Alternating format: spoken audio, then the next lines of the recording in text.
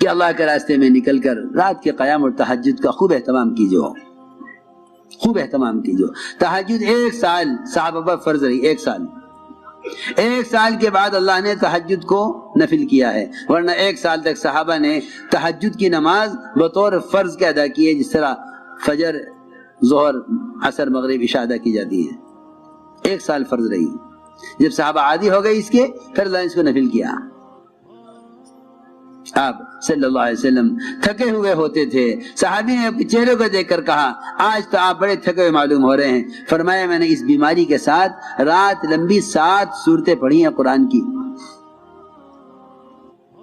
لیکن ہمارے کام کرنے والوں میں تہجد کا اہتمام نہیں ہے، تہجد کا اہتمام نہیں ہے۔ دیکھے لمبے مشورے ہو گئے، تہجد چھوٹ گئی، تھک گئے، بلکہ اب تو ایسے بے عقل لوگ ہیں کہتے ہیں کہ یہ کام بڑا افضل ہے، یہ تو تہجد ہے، یہ تو نفل ہے۔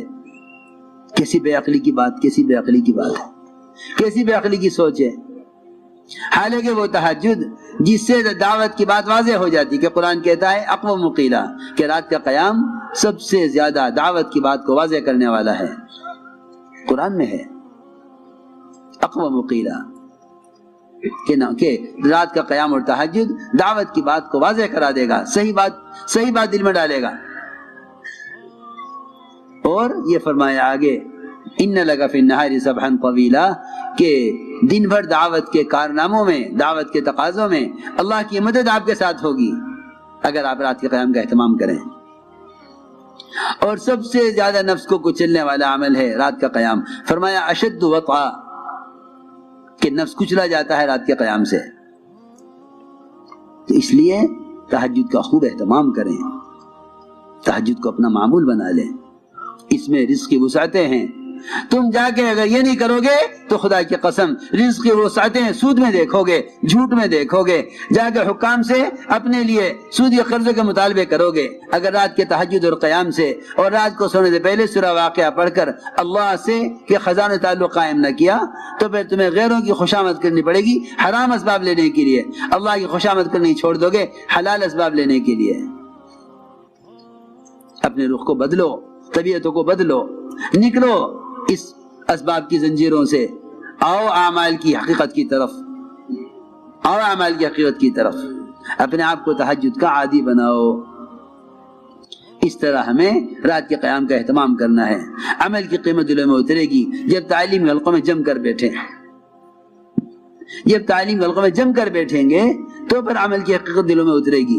یہاں بازار میں جم کر بیٹھا ہوا ہے، آج ایک چیز خریدی، 4 مہینے کے بعد خریدے گا، کہے گا کہ کیوں 100 روپے بڑھ گئے، پچھلی دفعہ لی تھی 200 روپے کی تھی، اب 300 کیوں دے رہے ہو؟ اسے 4 مہینے کے 200 روپے کی قیمت چیز کی یاد ہے، لیکن اسے ظہر کی نماز میں صبح کی تعلیم کی حدیث یاد نہیں ہے۔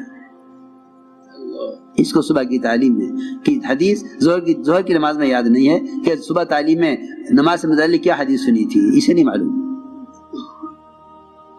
اسے نہیں معلوم۔ بازار میں بیٹھتے ہیں چوکنا ہو کر، تعلیم کے حلقے میں بیٹھتے ہیں غافل ہو کر، نہیں معلوم۔ اعمال میں احتساب پیدا کرنے کے لیے تعلیم کے حلقے ہیں، صبح شام تعلیم کے حلقے ہیں، اور تعلیم کے حلقے ہی ایمان کے حلقے ہیں کہ اللہ کے وعدوں کا یقین دلوں میں تازہ ہو۔ یہ تعلیم کا مقصد تھا۔ اس لیے جتنی جماعت اللہ کے راستے میں نکل رہی ہیں یہ صبح کی تعلیم میں 3 عمل کریں گی۔ پہلا عمل کتابی تعلیم، جس میں منتخب احادیث ہی پڑھی جائے گی۔ صبح کی تعلیم میں منتخب احادیث سے تعلیم ہو۔ سب سے پہلے قرآن کی تفسیر کے حلقے، اس کے بعد منتخب احادیث سے تعلیم، پھر 6 نمبر کا مذاکرہ انہی احادیث کی روشنی میں۔ 6 نمبر کا مذاکرہ ہمیشہ منتخب احادیث کی روشنی میں کرو، اس لیے کہ 6 نمبر سے متعلق حضرت نے حدیثیں جمع کی ہیں اسی کام کے لیے، تاکہ امت سمجھے کہ یہ 6 نمبر کیا ہیں۔ یہ 6 نمبر کیا ہے؟ نمبر نہیں ہے، یہ صفات ہیں۔ ان صفات کی کمی کا احساس پیدا ہوگا جب ان 6 صفات کو ان احادیث کی روشنی میں بیان کیا جائے گا۔ ایمان کسے کہتے ہیں؟ کمال والی نماز کیا ہے؟ علم اور ذکر کی حقیقت کیا ہے؟ حضور اکرم صلی اللہ علیہ وسلم نے اپنی احادیث سے ان صفات کی حقیقت بتلائی ہے۔ ہم اگر ان صفات کو بیان کریں گے تو ہمارے اندر ان صفات کے پیدا کرنے کا فکر پیدا ہوگا۔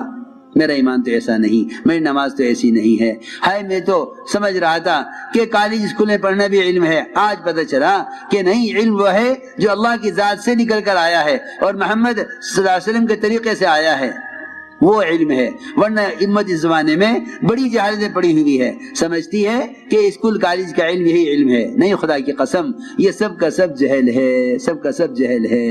انسانی تجربات کو جہل کہا جاتا ہے اور انبیاء کے علاوہ علم کو علم کہا جاتا ہے۔ جو ہم سے اللہ چاہتے ہیں محمد صلی اللہ علیہ وسلم کے طریقے پر، وہ علم ہے۔ جو ہم سے مخلوق چاہتی ہے کائنات کے اسباب اور کائنات کی شکلوں میں، وہ فنون ہیں۔ علم اور فن کا یہ فرق ہے۔ اس لیے چاہیے کہ علم حاصل کریں اور علم الہی کو ہی علم سمجھیں۔ غیروں نے مسلمانوں کو اس جہالت میں جھونکا ہے، غیروں نے مسلمانوں کو اس جہالت میں جھونکا ہے کہ انہوں نے اپنا علم، اپنا جہل پڑھانے کے لیے کہا مسلمانوں یہ بھی علم ہے، یہ بھی علم ہے۔ مجھے ملے ایک ڈاکٹر صاحب کہ جی میں چین جا رہا، کیوں؟ کہ ڈاکٹری پڑھنے کے لیے۔ اچھا، پوچھا میں نے، مجھے تو خبر تھی نہیں کیا ہے، میں نے کہا کہ یہاں نہیں ہوتی ڈاکٹری۔ اوہو، ایسی جہالت، ایسی جہالت، ایسی جہالت، ایسی جہالت۔ کہنے لگے میں نے حدیث میں پڑھا تھا کہ علم سیکھنے کے چین جانا پڑے تو چین جاؤ۔ ایسے جاہل، ایسے جاہل، علم سیکھنے کے چین جانا پڑے تو چین جاؤ، ایسے جاہل۔ میں نے کہا کہ اچھا تم مجھے سورہ فاتحہ سناتے جاؤ۔ واللہ اس نے مجھ سے یہ کہا، میں نے سورہ فاتحہ نہیں سیکھی۔ دیکھ لو